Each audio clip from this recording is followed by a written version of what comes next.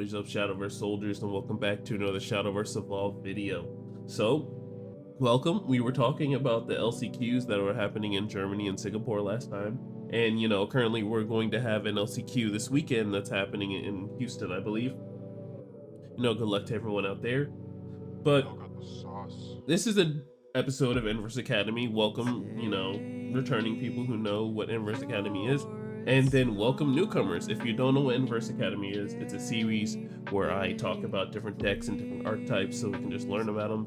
The point of it is just so you know what to expect, or what cards consist of it. Like if you just see Abysscraft, hand control, once you see this first card, you can kind of see what the deck is. So some people don't know, so this video is here to just educate you on what's going on. So welcome to this episode of Enverse Academy.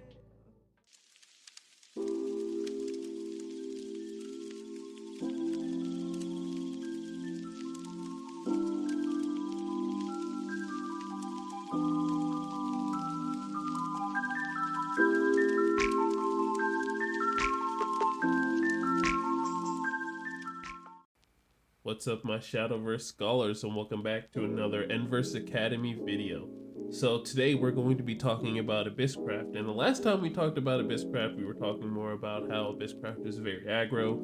Those turns 1 through 5, they're going to be doing a lot of damage, putting a lot of followers on the field, and what to expect from Abysscraft. Well, in set 2, they did get lots of support, and that's nice and everything, but today we're going to be talking about the Abysscraft and the control version of it, because even though it came out in set 2, it wasn't very powerful, but with Uma, we got a little bit of new cards, and it's actually on the map right now. So let's go ahead and talk about this new version of Abysscraft. Alright, and in this version of Abysscraft, it is the control variant. And what control means is that, the longer that the game goes on, the control players is going to feel good. They're going to be disrupting your plays, like, hey, I'm going to play my follower. The control player is going to say, well, alright, you play your follower, it can do its effects, but I promise to you, if it doesn't have aura or any sort of way, I'm going to get rid of it, or I'm going to disrupt your plays in the sort of way that, it's not, you're going to have to work around what I want to do. So let's go ahead and look into the pros and cons to Abysscraft control. So the pros and cons of Abyss control go like this. It has good removal, it's a hand destruction deck, it has good healing and survivability, but on the other hand, it does lack of early game pressure. It's a very reactive deck, so if you don't really focus through followers to do your game plan, then Abyss control has a real big problem with dealing with that. And then it also struggles with healthy hands because it is a hand control deck, and then having a healthy hand definitely counteracts to what the deck wants to do, that being Abyss hand control, that is. And you're set up fine if you can generate a healthy hand of at least 7. Alright, and the Abyss control deck is as so. It's basically the hand control variant of Abysscraft. And I don't know if you guys come from any different card games or anything, but there's always that deck that's focused at your literal hand as a player. Like, there's nothing, I don't know why it seems to have some sort of hate and want to seep past the game and attack you as a player. But you as a player now have a choice to play against the deck that now has hand control. And their whole game plan is to destroy your hand and make sure you have 0 cards in your hand. Because if you have 0 cards in your hand, that means you have no resources, and that means the hand control player can do whatever they want because you can't do anything about it because you're literally not playing the game. And as toxic as that sounds, that's just how it is sometimes. But let's go ahead and see if we can educate you guys to be prepared so you're not going in blindly against the hand control deck. Alright, so this is the core build for any hand control deck, and this is every card in the game that's able to make you pitch a card. So looking at Nice Nature here, she came out in the most recent set of Uma, and she's a little 3-drop. You select the follower and -1/-1 it. But when she dies, each opponent discards a card. And she's really what brought everyone around, because Crazy Executioner, yeah, you get to look at your opponent's hand, but he's pretty expensive, 1. And then 2, you have to deal damage to yourself to even look at their hand and then make them discard a card. All of the hand, Nice Nature, -1 something. And then, you can race her, give her that rust so she can swing into something that's bigger than her. Or, just make sure she gets removed so they discard a card. So She gets rid of a follower, and they lose a card out of their hand too, so that's pretty good. Dark Angel Olivia came out in set 2 and really showed her ability to make you pitch a card, so that's still another good card. And then we have Azazel for his Evo effect, and we'll talk more about Azazel later on. Alright, moving back to Olivia, we have the Olivia loop. So yes, even Dark Angel Olivia makes you pitch a card, that's what she's here for, and then you can do another effect. But there is a card that was in set 1 of Abysscraft that says select a follower that costs 8 play points or less in your cemetery and put it onto your field and give it ward, and that card is Death's Breath. So, you play Dark Angel Olivia for 5, and then you make them pitch a card, you heal 3, draw a card, or gain the Evo point, whatever you want to do that that needs to happen. And then you can either swing with her or they're going to remove her. Now if Olivia is not banished, if she's in your cemetery, that very next turn you can Death Breath her back in, and then you can do it all over again, and you just keep cycling it. You keep cycling Olivia. I know it's only going to be 3 times, but honestly the amount of times you're going to be pitching cards with Olivia and then Nice Nature, Crazy Executioner, and then Azazel, it's just absolutely ludicrous. You're going to be hand controlling your opponent nicely. Yes, hand controlling your opponent is all nice and well and everything, but the other thing you need to do is survive. So one thing you're going to be expecting from the hand control player is lots of spells and then wards. So we have Rice Shower that came out in the Uma set, and when she's played, you select the enemy following field and deal 3 damage, and then you put up to 2 cards from the top of your deck into your cemetery, so that also helps with the Azazel Necrocharge. But when she dies, you select an Uma follower with a different name from this card in your cemetery and add it to your hand. So hey, in the early game you're swinging with Nice Nature and doing all that stuff. Well, here's another card that can get Nice Nature back. And she's also a ward, so if she's not banished, then she hits the cemetery and you can get Nice Nature back into your hand. Another card I want to talk about is Undying Resentment.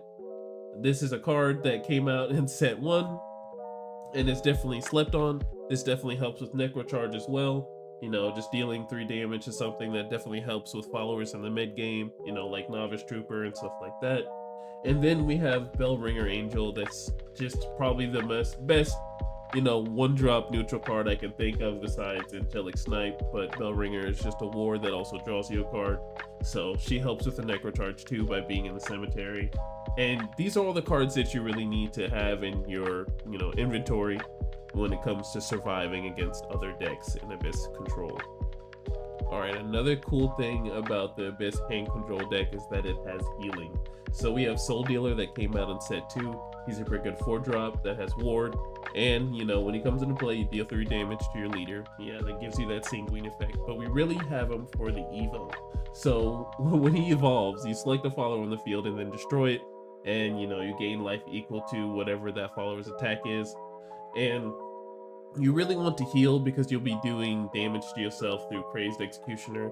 And the one thing I like about Crazed Executioner is the next card that we're going to talk about is, if you're on your 7 play points because you've been surviving and then, doing the thing that you need to do when you're playing Abyss Control, and, you have 7 play points, and usually the 7 play point play is, if you've been surviving off of Olivia's and everything, you play your Executioner, and then, you Evo, you do 2 damage, like at your opponent's hand, snipe whatever card that they want the most out of it, and then you play Moriana after that, and then you heal 3, and then you draw a card. So not only did you heal for 1 extra, you got an extra card in your hand, so that's pretty good. And yes, you're seeing it, guys, the Unicorn Dancer Unica, she's definitely a good card to have in response to early game pressure. You can cover some of your life. If you lost 3, you really just lost 1, so I definitely take her as a good factor for healing. Okay, so let's go ahead and move back to Azazel. So let's talk about the game plan for Abyss hand control. So I'm going to be removing cards out of your hand the entire game. I'm going to be removing your followers the best I can, and I'm going to be bleeding you out of resources. And then I'm going to notice that you're going to slow down and that you're losing, your hand size isn't that big. So then I'm going to go for it. I'm going to go for the Azazel play, and I'm going to Evo him. I'm going to send your life points to exactly 10.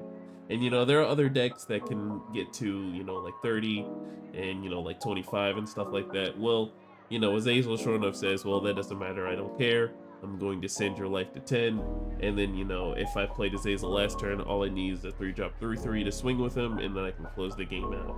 Because I've already looked at your hand probably once or twice, and I already know that you don't have the removal for it, or if you do have the removal, it's probably like one of the last cards you have in your hand. So that's really what Abysscraft Control is going to do.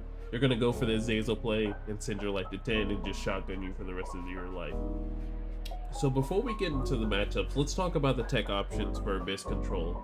So one thing that Abyss Control lacks is followers that swing at opponents' leaders as soon as they're played, and that's why we look at Alucard. So after you play your Azazel and then you put your opponent at 10 defense, they're probably thinking, hey, you know, what's the point of keeping this follower in my hand if they're just going to remove it? Well, you know, Alucard that next turn can definitely deal with that follower and swing at your opponent's face. And, you know, if you've done it after your Azazel play, you know, he has that Necro Charge 10, and then he has that, you know, 6 attack, and that's pretty good. Another thing to look at is Hell's Unleasher. This is definitely another option to get back your nice nature, or even, you know, 3 followers that cost 3 or less can come back into your hand if, you know, you play him and then engage him, put him to the cemetery, and then, you know, get that follower back. Another thing that Abyss Control lacks is like a serious board wipe, and that's why we run Path to Purgatory. So Path to Purgatory also works because, you know, with Abysscraft, you know, Sanguine also is active when you do the Path to Purgatory. So Path to Purgatory, you know, a pretty good combo is, you know, playing Path and then playing, you know, Mariana right after it, so to heal it back and you draw that card. And then, you know, we run the Execution to get rid of amulets, because amulets are definitely pesky, especially in the form of Leonidas Resolve. Alright, let's look at the bad matchups for Abyss Hand Control. So the bad matchups for Abyss Hand Control are decks that, you know, have a pretty good healthy hand size, a deck that can have a pretty good late game by surviving, a deck that generates so much value through followers and, you know, also putting cards into the hand through the followers, and, you know, decks that, you know, really just generate value off of them pitching cards themselves, and then you making them pitch cards as well. And those are the decks here. So with Forestcraft, you know, they have that Harvest Festival play where they're going to be bouncing and then all that stuff. And they're just going to have a whole bunch of cards in their hand, and you can make them pitch cards, but it's really not going to come to any avail because they're always going to draw cards as long as they have Harvest Festival. But then we have Havencraft that has a pretty good late game. Yeah, you can snipe the Statute Seraph out of their hand, but, you know, they still have the Heavenly Aegis play on those late turns, and they have a 10/10 that really can't be interacted with in your deck. And then there's Swordcraft, where they have a follower, they play that follower's gonna get another follower, and then they have Storm, and they're just gonna be hitting you very hard, and you can't really do much about it. And then I'm going to put Runecraft in the face of D-Shift. If you ever go up against D-Shift with, you know, hand control, it's probably gonna be really weird because, you know, they're going to want to pitch spells, so they're pitching spells on their turn, and then you're making them pitch spells, so, you know, you're just getting them to that spell chain even faster. On the other hand, here are the optimal matchups for Abyss Hand Control, and Hand Control wants to go up against decks that don't really generate too much value, or, you know, they're really focused on the early game and you can really shine really great with your early game spells to, you know, remove those followers. And, you know, some decks that really just don't generate really good value in the late game, you know, they have that mid game pressure and you've just, you know, been taking away their hand, and they've had to make, you know, pretty good decisions on what they want to get rid of, what they want to keep. And, you know, if they keep the wrong thing at the wrong time, then that can really mean game sometimes.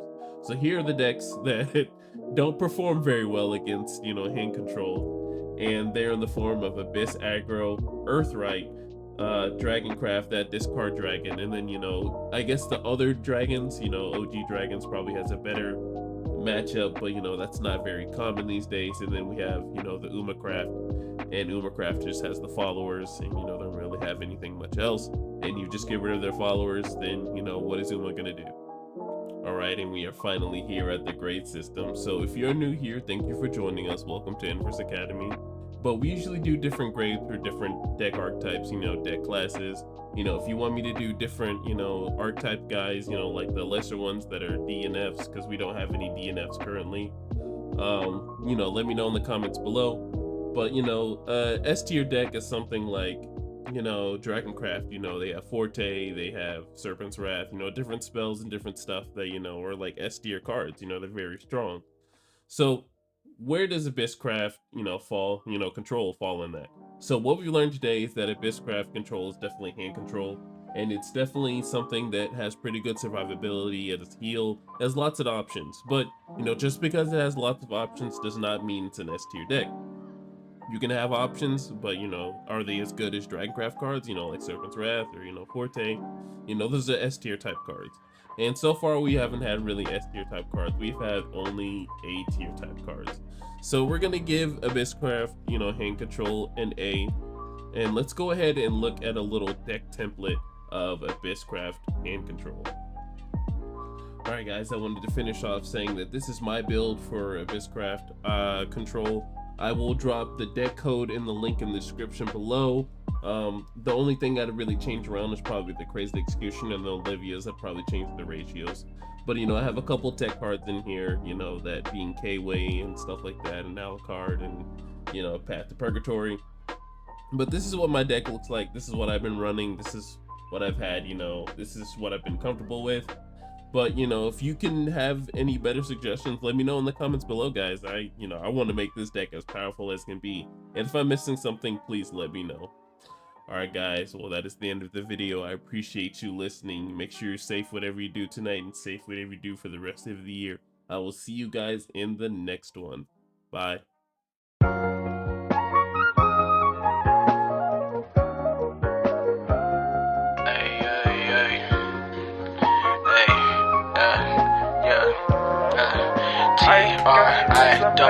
I gave you all my love, baby, my heart is cold when you're around. You warm it up, liquid gold, baby, yeah, you warm it up, liquid gold, baby, and my affection, all that paper you wasted. Take my love.